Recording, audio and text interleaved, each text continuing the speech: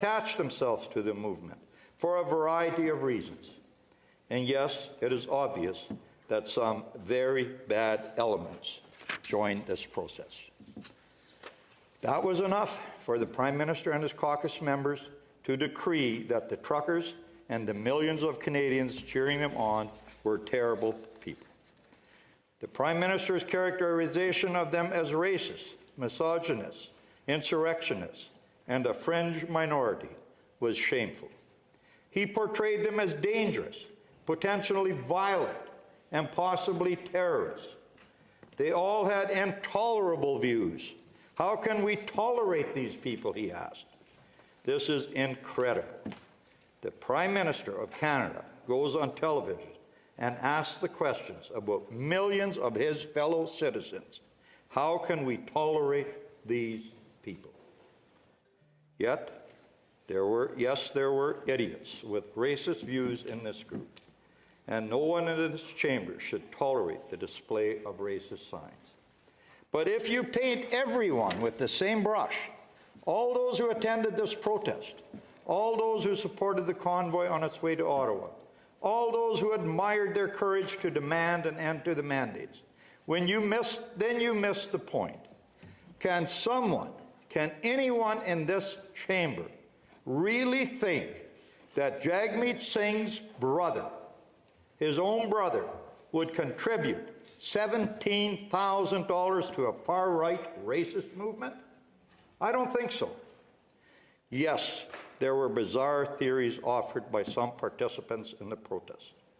But if you think that all the people here in Ottawa or across Canada who are fed up with the Trudeau government's heavy-handed approach are wearing tinfoil hats, then you yourself have become a believer in conspiracy theories. Yes, there were incidents between the protesters and residents of Ottawa. But if you describe that as a violent protest, then you have forgotten dozens of events in the last 25 years or so, including a few riots after such politically charged events like the Stanley Cup playoffs. Yes, there was talk about evicting the Prime Minister, but there was no credible plot of an insurrection.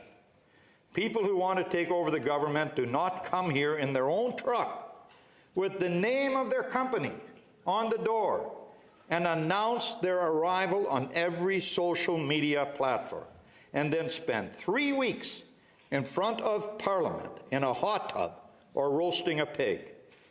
They would not turn the street corner below the Prime Minister's office window into what journalists called Ottawa's hottest nightclub and dance the night away.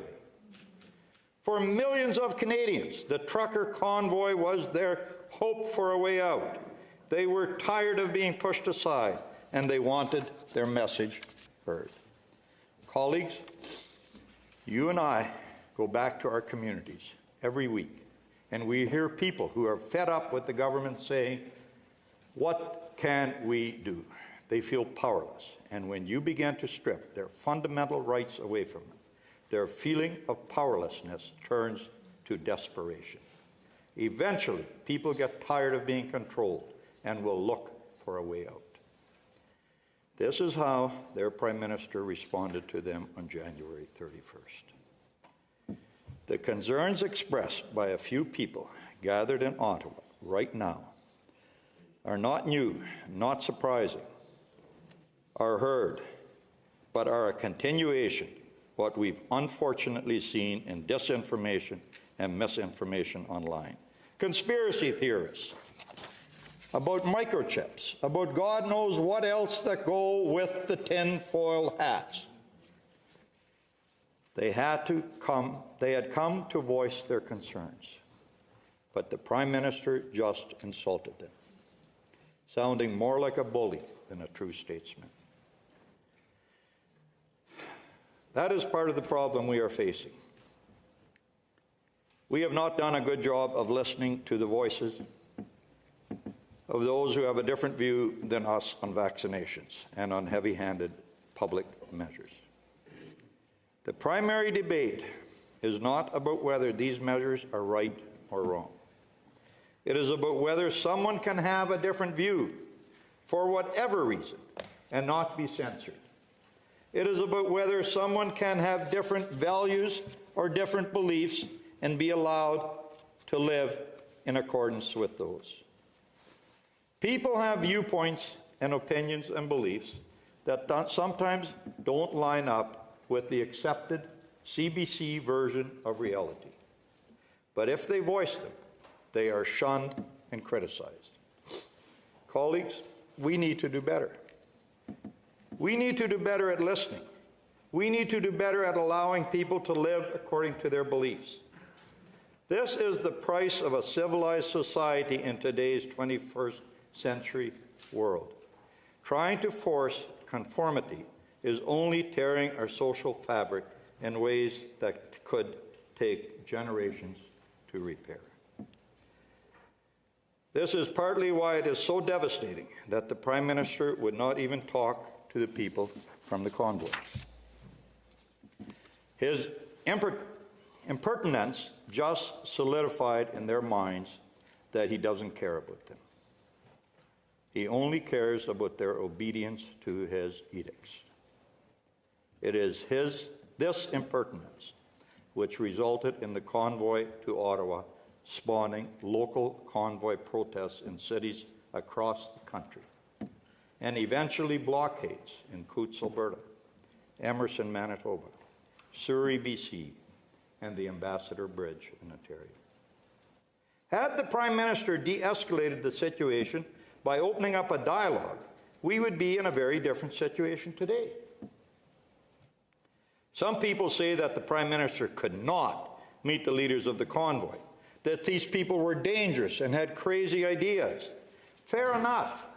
But Justin Trudeau could have asked a third-party mediator to listen to the protesters' concerns. Just like Robert Bourassa did in 1990 by appointing Justice Ellen B. Gold, the father of our government leader, to mediate the Oka crisis. He could have done what premiers like Francis Legault, Doug Ford, Scott Moe, or Jason Kenney have done. Tell Canadians that he heard them. Tell us that he had a plan to end the mandates and other restrictions. Tell us that there is hope.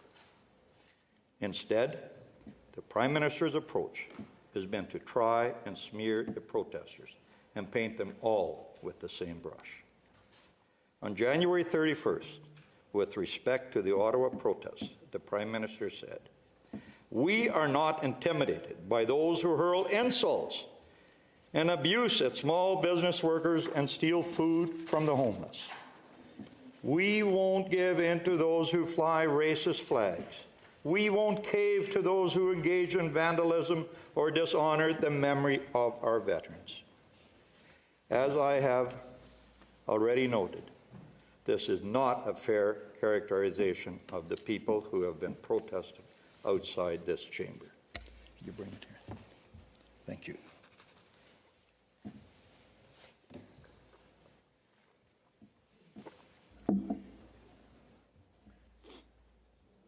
Yet, he never backed down from that characterization. The Prime Minister chose gamesmanship over statesmanship. Last week, in response to a question from Conservative Member of Parliament, Melissa Lantsman, the Prime Minister said, and I quote, "Conservative Party members can stand with people who wave swastikas. They can stand with people who wave Confederate flags. We will choose to stand with Canadians who deserve to be able to get their jobs, to be able to get their lives back. These illegal protests need to stop, and they will." The pathetic irony of what the Prime Minister said to a Jewish member of the House of Commons is self-evident. Asked several times to apologize, Justin Trudeau refused to do so. He will apologize for events that happened 100 years ago, but never for his own words. For 3 weeks, the Prime Minister did little more than hurl insults. He actually left town and let the crisis fester and worsen. He is supposed to be the Prime Minister for all Canadians, even those who he may disagree with. But he clearly does not see things that way, and the result is that his policies are seriously dividing Canadians.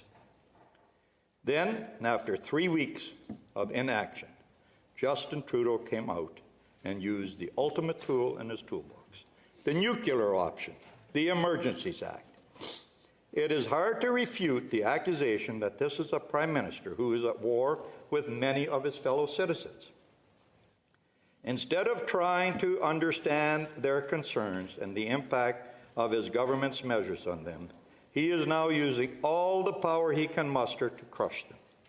He has taken the sweeping powers of the Emergencies Act and turned it on the very people who were just asking to be heard. This is a Prime Minister who does not like opposition. He admires the basic dictatorship of China. He does not listen. He preaches. He does not debate. He insults. He does not convince. He imposes. So here we are. We now have to deal with a motion to confirm whether the government can continue to use the measures invoked last week for another 3 weeks or so. Colleagues, I want to concur with what Senator Delfont said in his speech. We are not voting on whether the Emergency Act was useful since February 14th, and we are not voting on whether the Act could be useful if some unknown event happens in the not-so-distant future. What the government is asking us is this: do you think, considering the facts as they are today, that the government needs these extraordinary powers until March 16th? This declaration of emergency is unprecedented. It is the first time that the Emergency Act is being used in Canada, and the first time in more than 50 years that any of this kind of legislation is being used in Canada, and only the third time in Canadian history. This fact is crucial in our decision on a motion before us. By invoking the Emergencies Act, the government is effectively arguing that what we faced on Wellington Street and a few other adjacent streets in Ottawa was the worst public order emergency that our country faced in the last 34 years. The government is also saying that this public order emergency requires the use of this extraordinary piece of legislation. It is saying that the ordinary authorities and the powers of the Canadian state are insufficient to deal with a few thousand protesters, with a few hundred pickup trucks and semi-trucks. These are extraordinary claims, colleagues. We need to recall the many emergencies Canada has faced since 1988, where the Emergencies Act were not invoked. There was the Oka crisis in 1990 that I mentioned before. That armed standoff lasted for 78 days. A police officer had been killed.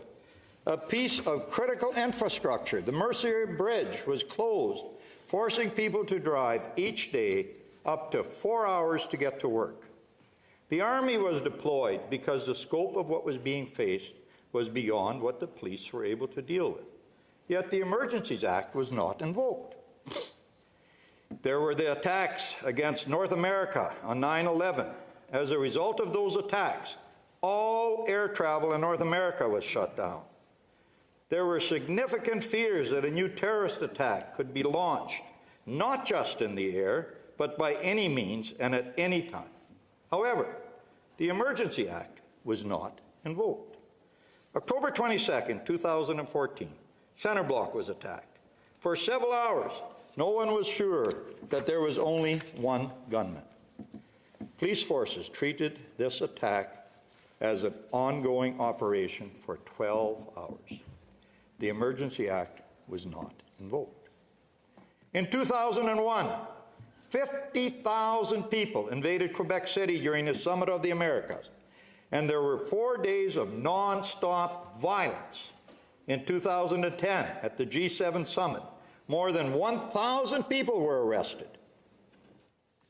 And after more than 10,000 protesters rioted in downtown Toronto in 2012 during the Maple Spring in Quebec, police forces had to deal with 1,370 protests, some of them ending in violent clashes and mass arrests. None of these events warranted the use of the Emergencies Act. For the past 16 years, colleagues, there has been a land standoff in Caledonia, Ontario, where people have been forced from their homes. Roads and transportation corridors have been blocked, and the matter remains unsolved. Haldeman Mayor Ken Hewitt noted earlier this month that we have had violence, intimidation, the disruption of roads. You'd think we'd get a response from the federal government, and we've heard nothing. The Emergency Act has never been invoked to address this.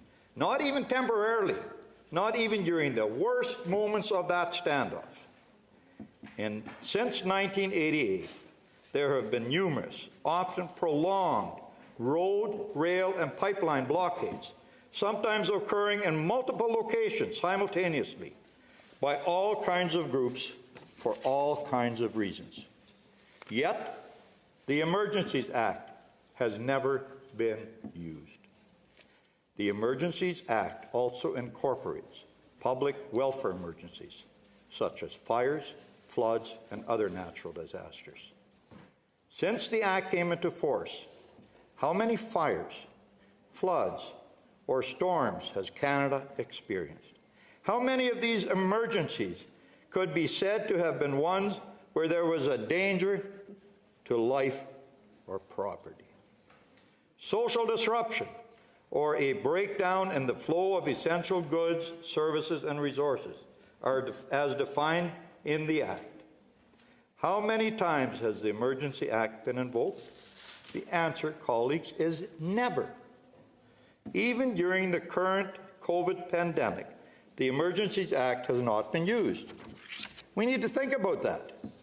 The current health crisis has now gone on for 2 years. There were certainly times when the government's ability to respond effectively seemed to have been in question, yet no Emergencies Act was necessary. This goes to the heart of why the Act has never been invoked in Canada before. It has not been invoked because the normal powers and authorities of law enforcement agencies in Canada are sufficient to address challenges such as the one we see.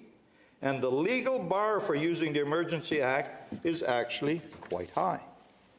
Since 1988, all politicians felt that the federal government, the provinces, and the municipalities have had sufficient powers and resources to address any problem or crisis that they faced. This fact alone speaks to the significant authorities and resources that our governments command. These powers and resources are not easily overwhelmed. But now we are to believe that what we are witnessing outside this chamber constitutes such a serious threat that our own security forces are overwhelmed. It is arguing that this is an emergency of such scope and scale that the normal tools available to the government and police are simply inadequate to address the threat. So what threat do we face today that justifies an extension of the emergency until at least the middle of next month?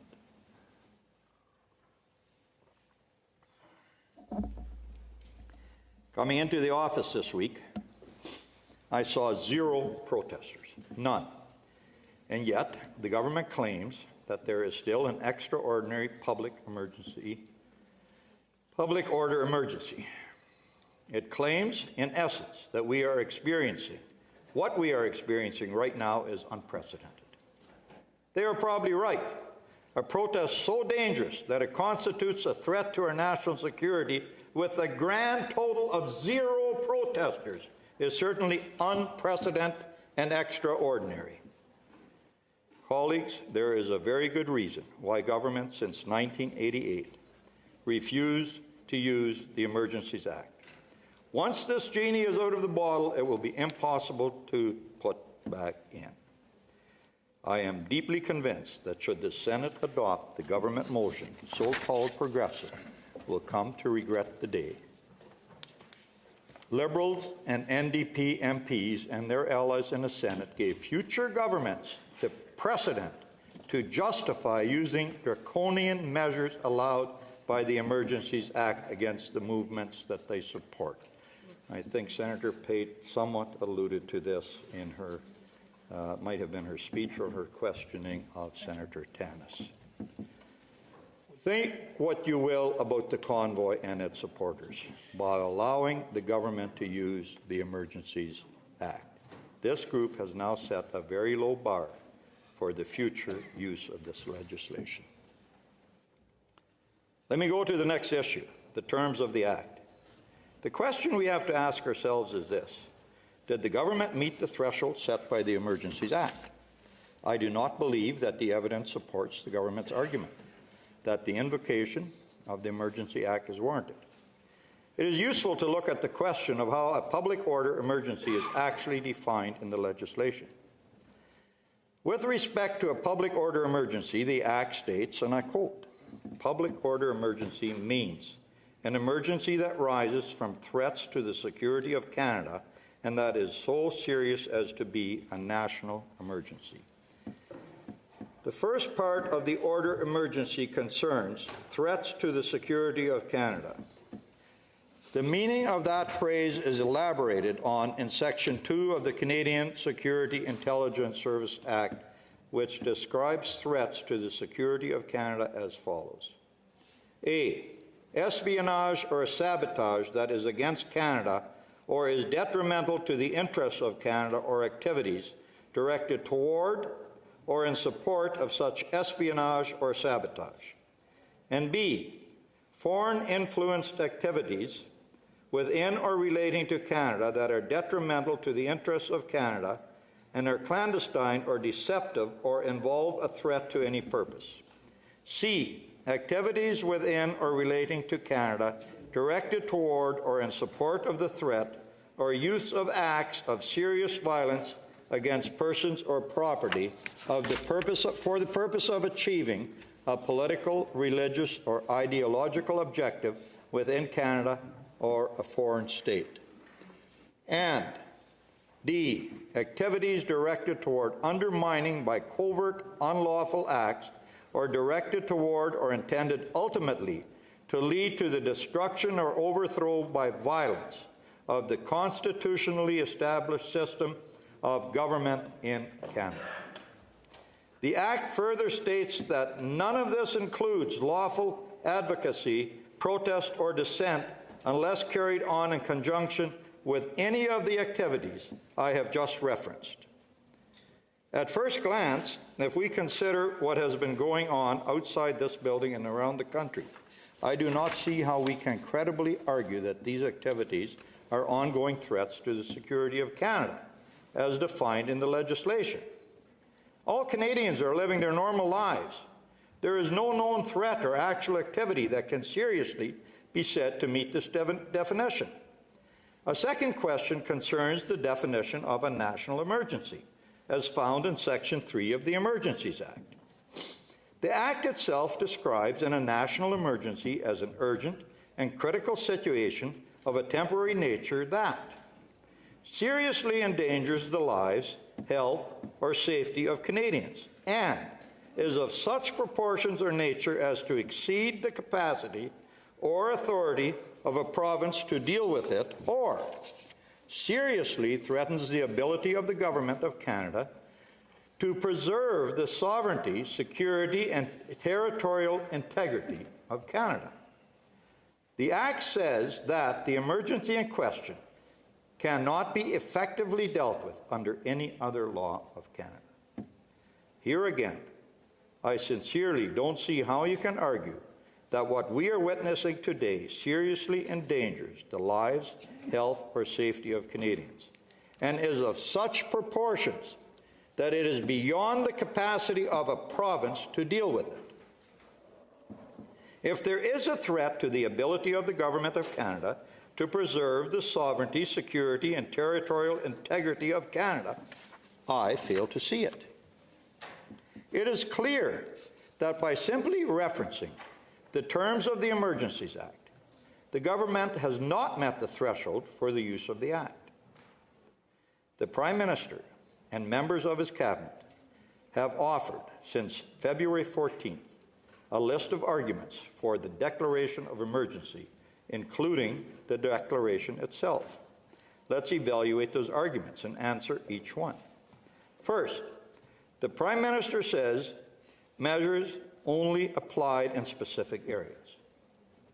This is, of course, false and was corrected by one of his own ministers. According to the government, the emergency situation is national. In reality, when the declaration was issued, the only blockade left was in downtown Ottawa. Now, I know that this is the capital, but a problem localized in Ottawa is not a national issue. The government could have limited the application of the measures to Ontario or the National Capital Region. They chose not to do that, and we don't know why. The government claims they need the Emergencies Act to coordinate action with the provinces. Well, we know that 7 provinces said no to the use of the Act. Section 19, brackets 3 of the Act says that concerted action with the provinces must be achieved to the greatest extent possible. Obviously, the government failed to do that. The declaration states that continuing blockades are occurring in various parts of the country. We all know that right now, at this moment, there are no blockades anywhere in Canada. This argument is no longer valid. The blockades that government has argued are being carried on in conjunction with activities that are directed toward or in support of the threat or use of acts of serious violence against persons or property, including critical infrastructure, for the purpose of achieving a political or ideological objective within Canada.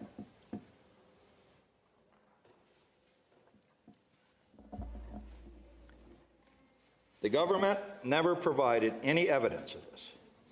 Remember that the seizure at Coutts was made before that statement was made by the government. Coutts was one isolated incident. Also, contrary to what the government had us believe, there was no violent group in the blockade in Ottawa. There was pushing and shoving on the front lines this weekend, but no sign of organized violent groups. The government said that the blockades are having adverse effects on the Canadian economy and a significant impact on our trading partners, including the United States.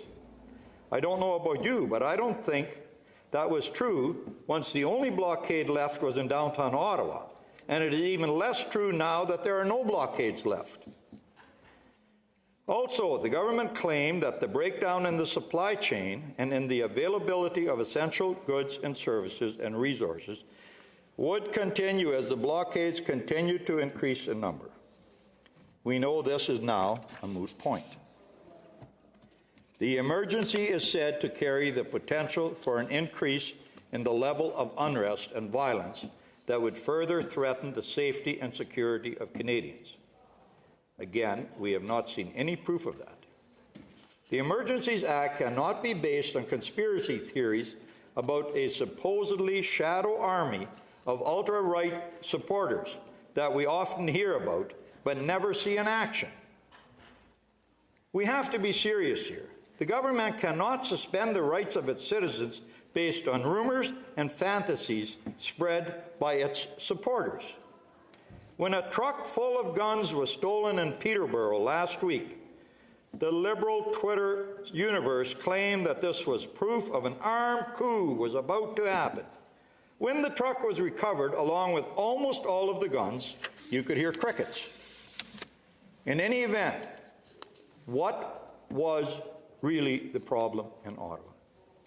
The Prime Minister himself was in the House on several occasions other than last Friday. Both houses of Parliament functioned normally, and there has been no violence. The CPC even managed to change its leader while the blockade was up.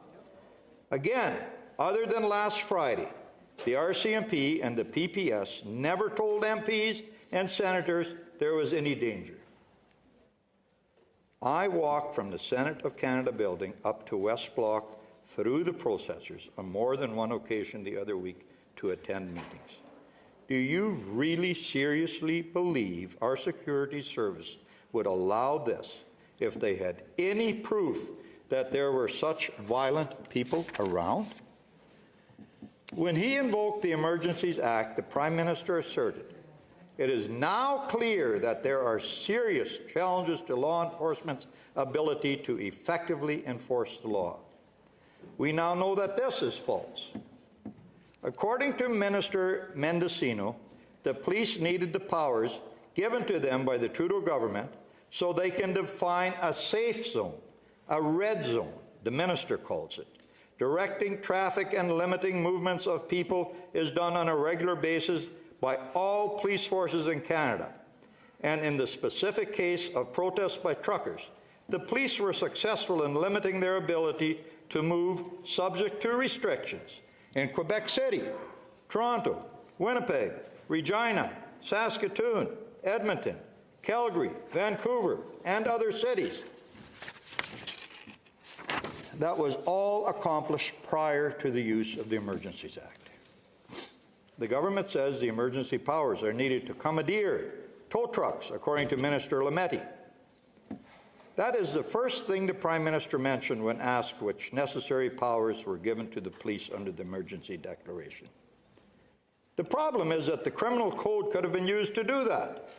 And frankly, I cannot imagine that the Ontario and Canadian governments need to use the extraordinary measures of the Emergencies Act to get 5 or 6 tow trucks. If so, we need to question ourselves on the fragility of our governments. The government says the police need the emergency measures to be able to coordinate across jurisdictions. I am sure you will agree that in the past 34 years, there have been several police operations across jurisdictions. None required the Emergencies Act. The government insists it needs to freeze the financial assets of protesters and anyone who financed the blockades, and that only the measures adopted last week allow them to do so. This is the same government that claims it has all the tools necessary to combat international and domestic terrorist groups, organized crime, and other money laundering operations. And we are to believe that they now require special measures for the convoy of truckers? Let me say, I don't believe that. The government has failed to make its case on 2 counts. It failed to explain why it is absolutely necessary to free, without a court order, the assets of some of its citizens to stop a blockade in Ottawa. And it failed to explain why the tools used against much bigger and more dangerous organizations are insufficient now when dealing with people who were clearly not experts in these matters. The government is pushing the idea that the movement is financed by some dark foreign forces. Let me quote Minister Blair.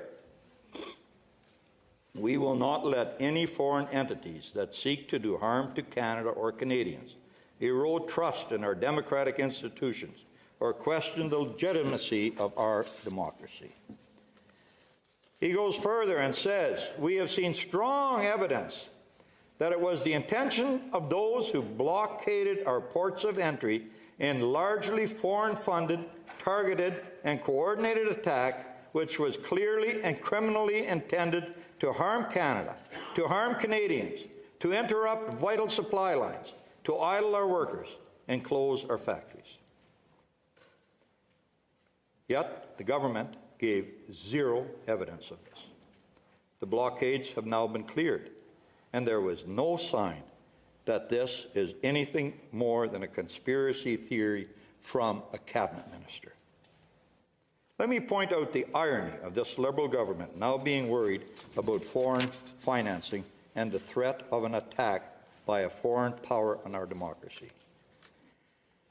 After millions and millions of dollars have been funneled from American environmental groups to movements in Canada, all of whom are rabid anti-conservative, after the involvement of China in our last federal elections and their actions against the Conservative Party, which cost it between 4 to 7 ridings in favor of the Liberals, now that the foreign money may be on the other side, it suddenly becomes a problem. Another charge made by the government has been that the blockades were organized by extremists. We're talking about a group that is organized, agile, knowledgeable, and driven by extremist ideology, where might makes right, said Minister Mendocino. The principal concrete incident that the government has pointed to in order to support this claim are the conspiracy to murder charges laid in Alberta against 4 individuals. The government argues that these are indicative of the fact that some potentially violent individuals are participating in the protests. These are certainly serious charges. Nobody would dispute that. And I think we are all grateful that police were able to act decisively in order to address the situation that could have been very dangerous. However, we have yet to see evidence or even credible assertions that these individuals had anything to do with the vast numbers of peaceful protesters who had come out over the past several weeks or who were at the border crossing in question in Alberta. In fact, a Canadian press story describes the interaction between police and protesters on the same day that the arrests were made as follows. There was celebrating when the protest started winding down late Monday. A video posted to social media showed RCMP members shaking hands with and hugging protesters. RCMP members shaking hands with and hugging protesters. People holding hats or hands to their chests, or with arms draped across each other's shoulders, singing, "O Canada." Once the protest organizers at Coutts learned that their peaceful protests had been infiltrated by a violent faction, they willingly and quickly disbanded. This does not seem to suggest that the vast majority of the people involved in the Coutts blockade were involved in plots to overthrow the constitutionally established system of government by violence. The government also says the police did not have the tools they needed to address the situation. This argument would be laughable if the consequences of the Emergency Act were not so serious. I noted earlier in my speech a long list of events that happened in the last 34 years in Canada, all of them much more serious and threatening than a blockade of truckers in Ottawa. Our brave men and women in the police forces dealt with each one of these events without having to use the Emergencies Act. Chris Lewis, former commissioner of the OPP, said that the police had all the powers and tools they needed to proceed without the use of the Emergencies Act. Throughout it all, Liberals tell us the Charter of Rights and Freedom still applies. So what is the problem? Well, I know this is what the Act says, but how can the government seriously pretend that all rights of Canadian citizens are not affected by the measures it enacted last week? The seizure of property without a court order is a direct violation of Section 8. The restriction to the right of assembly is a violation of Section 2. I will not make the legal argument here. There are already court challenges on this, but please, let us not accept the government's argument that just because it says so, all charter rights are protected. Senators will notice that the Minister of Justice refused to give a charter assessment from his department. He refuses to release the legal opinions prepared by the Justice Department. I hope some honourable senator asked Minister Lametti about this at your briefing the other night. The Ottawa Police Service tweeted last week, "We won't be allowing people to come down for the unlawful activity of gauging in demonstrations." Clearly, the government talking points that rights of citizens had not been suspended were not communicated to the police. Demonstrations in the capital of Canada are now unlawful. If there is one reason, and one reason only, that you should vote to end the measure right now, this is one. And finally, we were told that Canadians should trust the government. The use of the Emergencies Act is just regular business. There is nothing to see here. We should all move along. Seriously, I cannot believe that the government is trying to minimize the importance of using the Emergencies Act for the first time in 34 years to deal with the blockade in downtown Ottawa. You will note that the Prime Minister did not make his announcement in the House of Commons or during a formal address to the nation. No, a simple press conference will suffice to announce that the rights of his fellow citizens are now suspended. Colleagues, it is clear that the government has not made the case that the highest threshold necessary to use the Emergency Act has been met.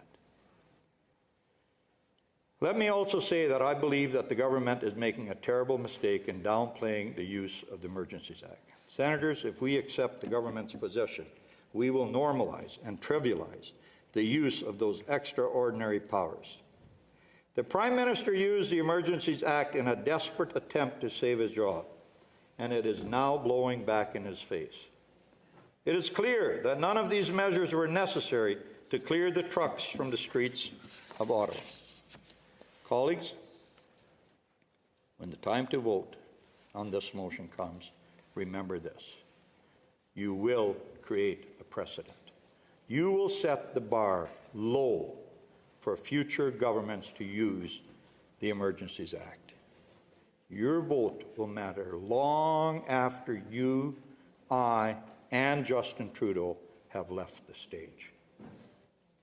I will not go into too much detail about the specific measures the government enacted, but will focus on some of the particularly egregious ones. First, the government took measures to financially choke the protesters and their supporters. Consider what this means, colleagues.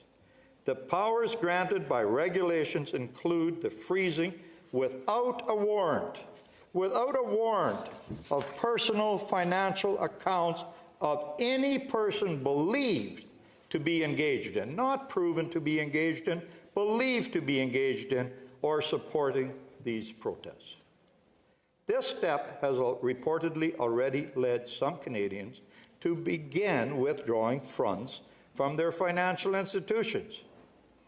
We have seen an uptick in withdrawals, and some experts think that may have some short-term and long-term effects on the confidence of Canadians in their financial system.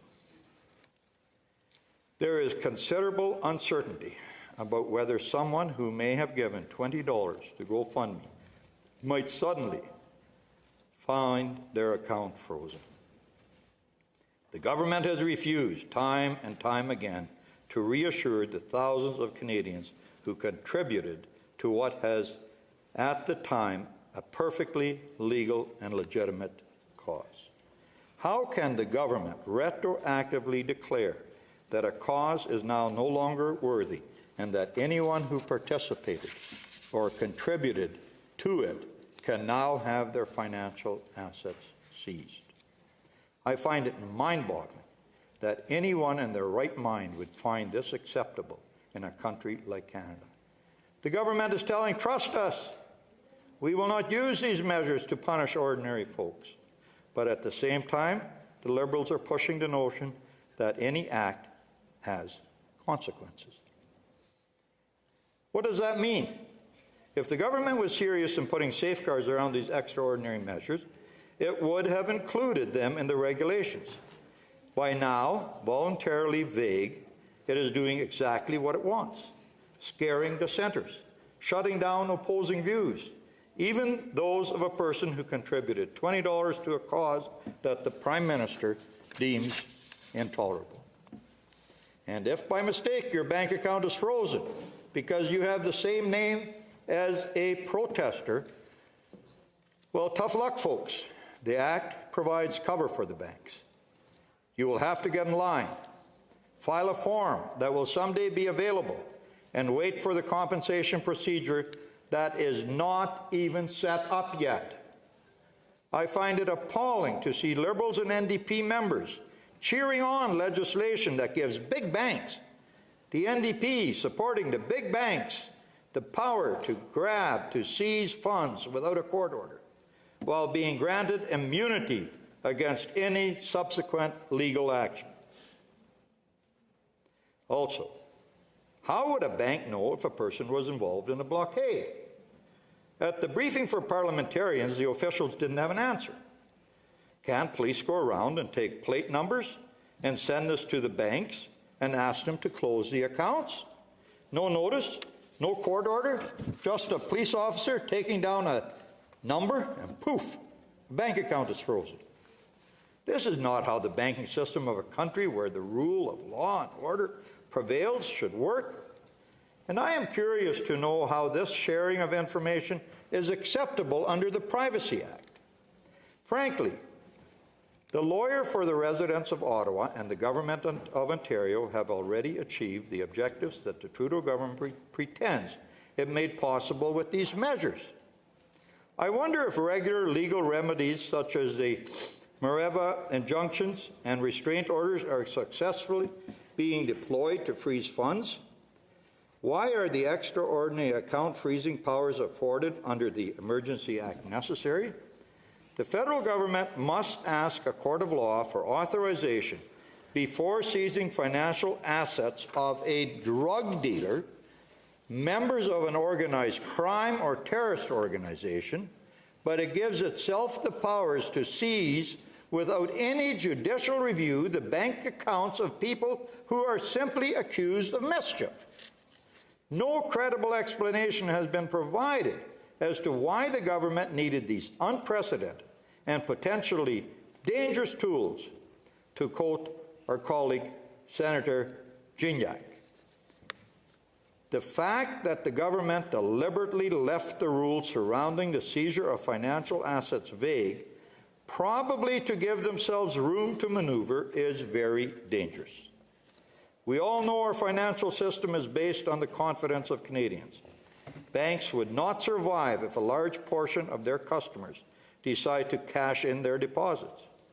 But by staying vague on whose account can be seized and why the government has allowed all kinds of stories and rumors stay alive out there.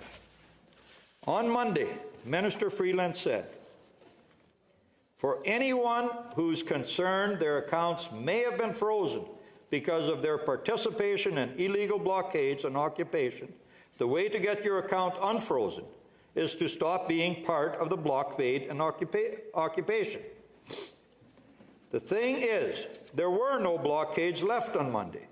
So what exactly is the Deputy Prime Minister saying? Another point on the financial regulations. FinTrack was created to combat terrorism and money laundering. Now, the government is using it to combat groups whose views the Prime Minister finds unacceptable. How could the Senate allow this? Colleagues, we need to realize the door will be opening if we vote in favour of this measure. A future government will have this decision as a precedent, which suggests that you can weaponize the security infrastructure to fight ideas you don't agree with.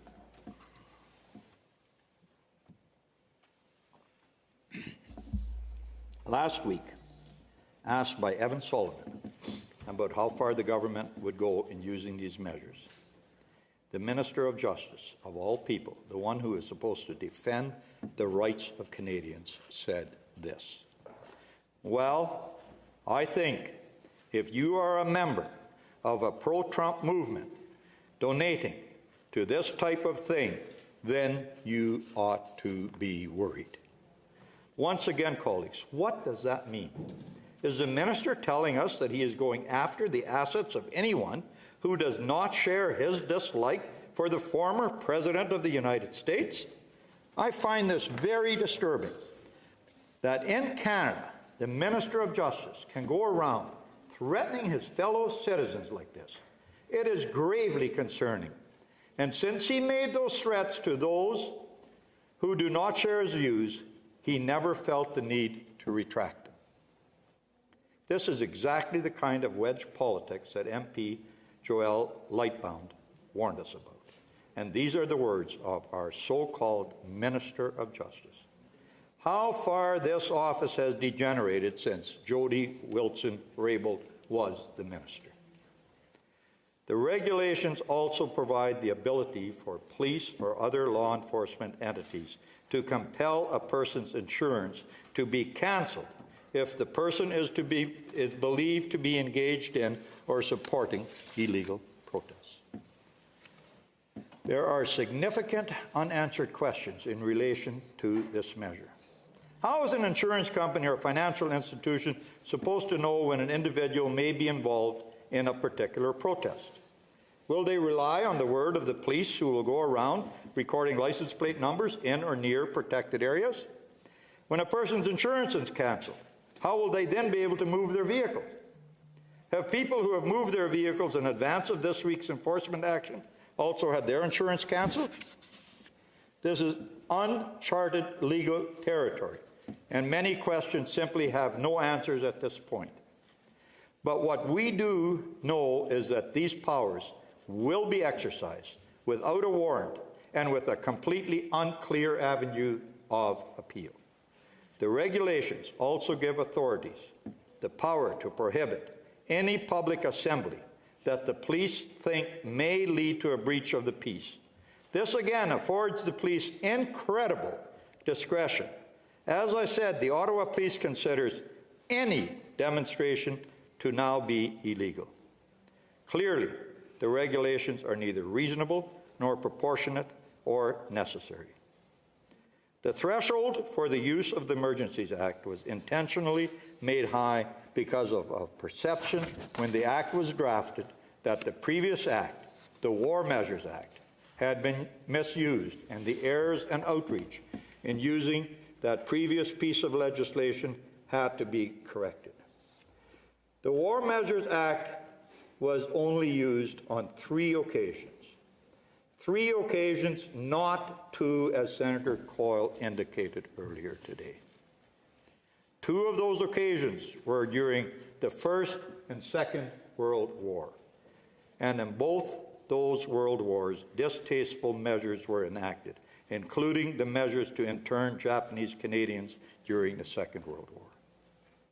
The Act was only used once in peacetime by the current Prime Minister's father during the October crisis of 1970. That latter use of the War Measures Act has remained forever controversial. For many, it represented an unprecedented and unacceptable overreach in response to what we now know was a very small group of certainly violent, but not very sophisticated radicals in Quebec. In hindsight, we know that this group did not have nearly the widespread support that was feared by many at the time. Yet, when the War Measures Act was invoked, nearly 500 people were arrested, most of whom had absolutely nothing to do with the FLQ. At that time, in October 1970, Mr. Tommy Douglas stated his opposition to the use of the War Measures Act. In peacetime, speaking in Parliament at the time, he said, "We are prepared to support the government in taking whatever measures are necessary to safeguard life and maintain law and order in this country. But we are not prepared to use the preservation of law and order as a smokescreen to destroy the liberties and freedoms of the people of Canada."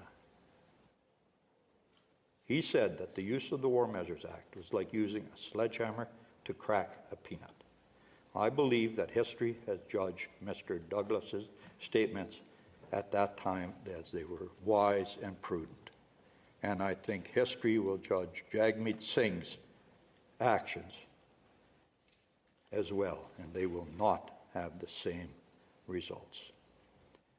I know that the Conservative Party of Canada of the day supported the use of the War Measures Act. Leader Robert Stanfield gave the Trudeau government the benefit of the doubt. It was a decision he later regretted, noting that supporting the War Measures Act in 1970 was an overreach. 2 years after those dark days, Stanfield said, "I think things could have quieted down with less drastic measures."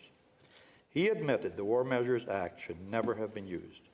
He said that voting with the government on this issue was his only regret in his political life as Nova Scotia Premier and leader of the official opposition. More than 50 years later, we have learned a great deal about the October crisis. It is now clear that the reasons invoked by the Trudeau government for the use of the War Measures Act were not based on evidence. Some of them came directly from the imagination of members of the government. They exaggerated the threat, invented conspiracies to overthrow the government, and explained that thousands of imaginary terrorists were hiding somewhere. One could be excused to see a resemblance with what we are witnessing now. The use of the War Measures Act created resentment in many segments of the population in Quebec and arguably strengthened nationalism and support for sovereignty in Quebec. Only 6 years later, colleagues, a separatist government was elected in the province of Quebec. Rather than helping, it served to undermine national unity and made some Quebecers feel less Canadian.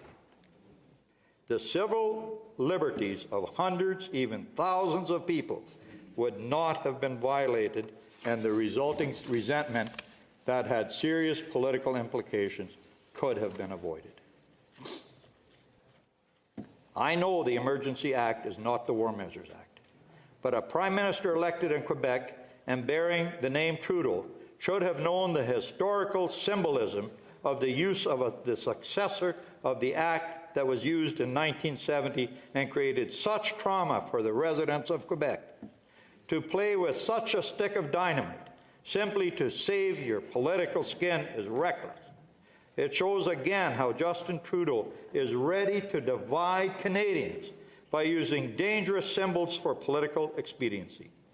Just like history severely judged his father for the attack on civil liberties and overreach through the use of the War Measures Act, it will not be kind to Justin Trudeau for the use of the Emergencies Act. I am far from alone in arguing that this constitutes a serious overstep, particularly when there is no evidence that the conditions necessary to invoke the Emergency Act have even been met. Noah Mendelssohn, Executive Director of Canadian Civil Liberties Association, has said, and I quote, "The Emergencies Act creates a high and clear standard for good reason. The Act allows the government to bypass ordinary democratic process. This standard has not been met. Echoing what Tommy Douglas said more than 50 years ago, the Canadian Civil Liberties Association further declared, emergency legislation should not be normalized. It threatens our democracy and our civil liberties." Aaron Wudrick, a lawyer for the Macdonald-Laurier Institute, has stated, "The use of the Act is intended for crises where there are no other options on the table. Until it decided to invoke the Act, the federal government, along with their provincial and municipal counterparts, failed to do very much at all to attempt to disperse the Ottawa protest, making it hard for them to complain that they have exhausted all alternatives." Leah West, Assistant Professor of International Affairs at Carleton University and the National Security Law Scholar, has stated, "The threshold for invoking this is extremely high, and I question whether or not the legal thresholds have been met here. It's a matter of actually going about enforcing the orders and regulations and laws that we have, and that's been the real issue." Professor Ryan Alford further stated that the Act can only be activated as a source of jurisdiction if no other law or set of laws is adequate to protect the safety and territorial integrity of Canada. The disagreement of 5 premiers about its necessity calls into serious question whether there is a rational basis for promulgating emergency measures, never mind whether this meets the very high legal threshold set by the Act. Professor Patrick Taylor of University Laval said that the government failed to prove that the extraordinary measures were essential only on the third week of the crisis. He reminds us that the government must make the case that those emergency measures are not just useful, but they are absolutely necessary and essential to solve the crisis. Our former colleague, Senator Neil Plett, wrote last week, despite the Liberal government's efforts to paint the current events with most dramatic colors, it has become patently clear that we are not faced with a national emergency as defined by the Emergencies Act. There are certainly legal scholars who may disagree with these arguments, but clearly the large majority agree that there is a serious question as to whether what the government is doing is either legal or constitutional. From China to Iran, the dictatorships around the world are trolling Canada for its use of the extraordinary emergency measures. India has stressed the hypocrisy of Prime Minister Trudeau. He declared last year that he was supporting the protest by farmers in India and chastised the Indian government for its use of force to quell the protests.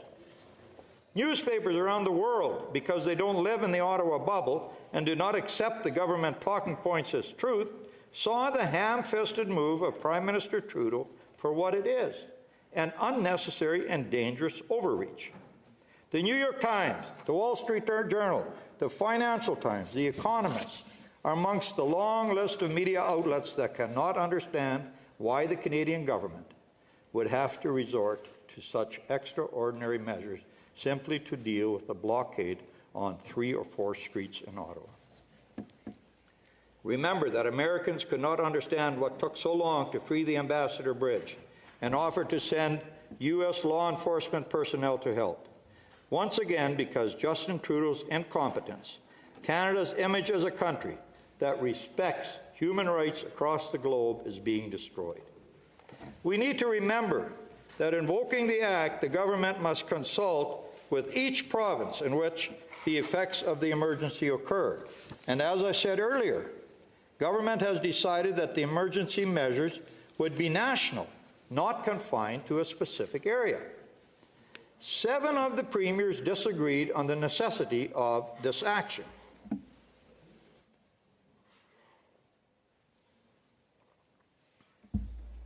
Yet, the government still went ahead and invoked the Act in all parts of the country, when there was clearly no consensus to do so. The National Assembly of Quebec voted unanimously to decry the use of the Emergencies Act. Premier Jason Kenney announced last week that Alberta would launch a court challenge against the use of the Act. When Tommy Douglas eloquently spoke on the War Measures Act in 1970, he said that no one questioned the obligation of the government to maintain law and order and to utilize all normal powers that lie at its disposal. No one questioned that in 1970, and no one questions the government's right to do that today. But I believe we must object to today, just as some members of Parliament did in 1970, is the proposition that the government now requires extraordinary powers to address this situation. What I fear is that the current Prime Minister is committing an even greater mistake than that of his father. Professor Ryan Alford, Lakehead University's Bora Laskin Faculty of Law, has stated, "It beggars belief that the Prime Minister of Canada is going to deal with protests complaining of infringements of civil liberties by suppressing them by means that are likely unconstitutional and identified as such in advance by civil liberties organizations and scholars." What bothers me in particular is that few people on the government side even seem to be asking such questions or thinking about the longer-term ramifications of this serious overstep in governmental authority. So the question is, how should we as senators respond? we must defeat the government's motion.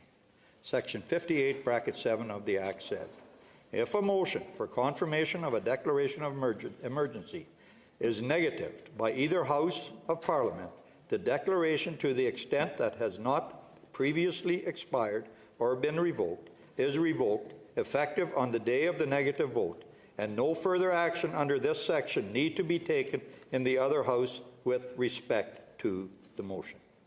By defeating the motion, the Senate will play its true role. We will end the emergency measures. Of course, that will not be retroactive. As Senator Delphon correctly said, all the charges laid so far will remain, but the government overreach will stop. There are several reasons why we have to defeat the motion. First, I would say that every senator in this chamber should remember that by using this act in this way, government has created a precedent. We now have the responsibility to decide if it correctly set the bar for the use of the Emergencies Act. We cannot put the genie back in the bottle. But we can tell future governments what they need to prove before they use the Act again. The next group of protesters may well have different demands. They may be Indigenous protesters. They may be environmentalists. They may be Black Lives Matter protesters. In his answers to questions, Senator Gold admitted this. All groups, including those I just mentioned, could now be the target of the federal government. Colleagues, years ago, when women were fighting for the right to vote, they used civil disobedience and protests. We have a statute, colleagues, just outside our building here, celebrating the famous 5 at the entrance of the Senate. It is painful to think that under the government's emergency measures, these women could not come to Ottawa today to make their point like they did some 100 years ago. If we agree to this government motion, we will have the precedent of 2022 for the use of the Emergency Act. We will live with that. The Senate has the opportunity to step back and tell future governments that the use of the Emergencies Act requires more than the nuisance of a blockade in one location in Canada. Also, we have to remember that we are voting on the motion based on the evidence and the situation as of the moment of the vote. We are not asked if the government was correct in invoking the Emergency Act. That will be decided by the Joint Committee of Parliamentarians, the inquiry that the government must launch, and also by the courts.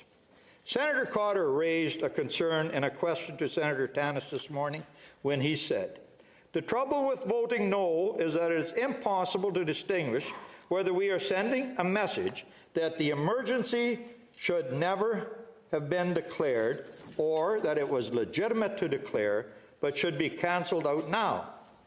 Colleagues, with respect, the Emergency Act is clear on what we will be voting on. This is not an exercise in communications. It is an exercise in parliamentary oversight.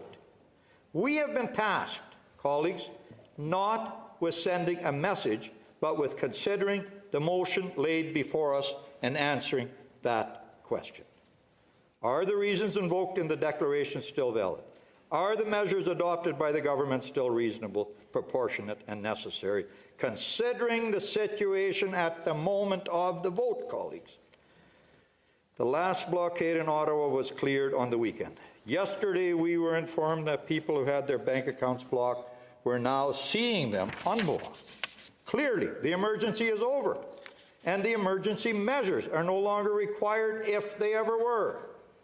On Friday, before the police moved in to dismantle the Ottawa blockade, the Globe and Mail wrote, "Reasonable people can disagree as to whether activating the Emergency Act and the suite of legal tools the government crafted from it made sense 7 days ago.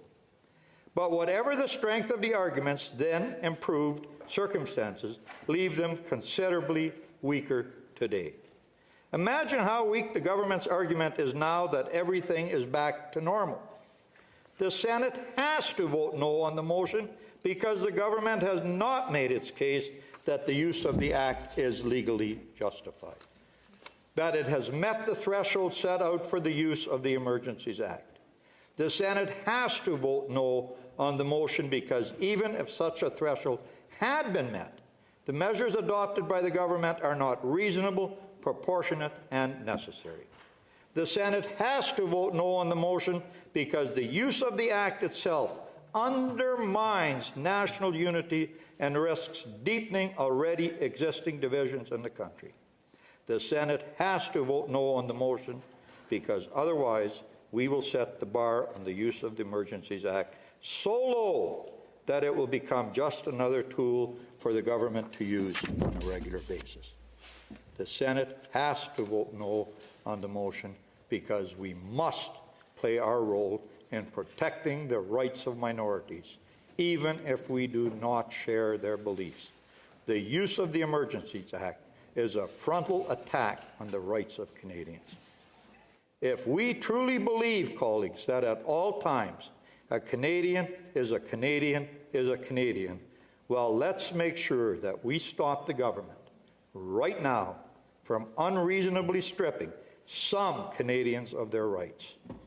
I disapprove of what you say, but I will defend to the death your right to say it, said Evelyn Patrice Hall, to summarize the philosophy of Voltaire, a philosophy that all true believers in the right to free speech should share. And finally, colleagues, the Senate has to vote no on the motion because, as senators, we have a duty to defend Parliament, the rights of provinces, and they clearly do not support the Emergencies Act.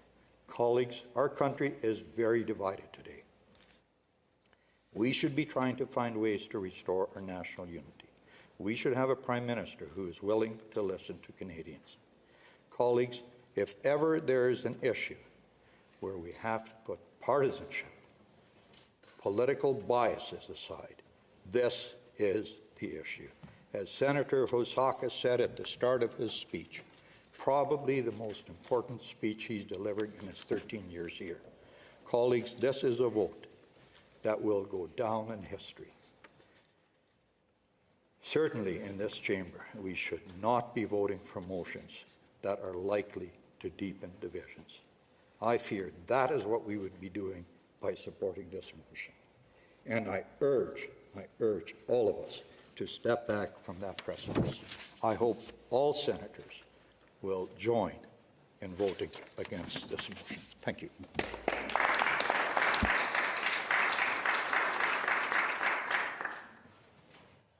Okay, Senator Housakis, question? Est-ce que Senator Plett accepte? Would Senator Plett take a question? Merci. Thank you, Senator Plett, for your excellent speech. Senator Plett, in Canada, we have 3 levels of government. And everyone is aware that the 3 levels of government together share the responsibility for public safety. To my knowledge, during this crisis in Canada, there were several demonstrations across Canada, in Quebec, in Montreal, in Calgary, in Toronto, large protests that were very animated in many places across the country. And to my knowledge, there was no municipal or provincial government that asked the Prime Minister to take such an excessive measure as he did. So here's my question. How can you explain that the Prime Minister, all of a sudden, without consulting any other level of government, decided to do such a draconian, excessive thing as he did, without consulting any provincial government nor any municipal government? Well, thank you, Senator Housakis.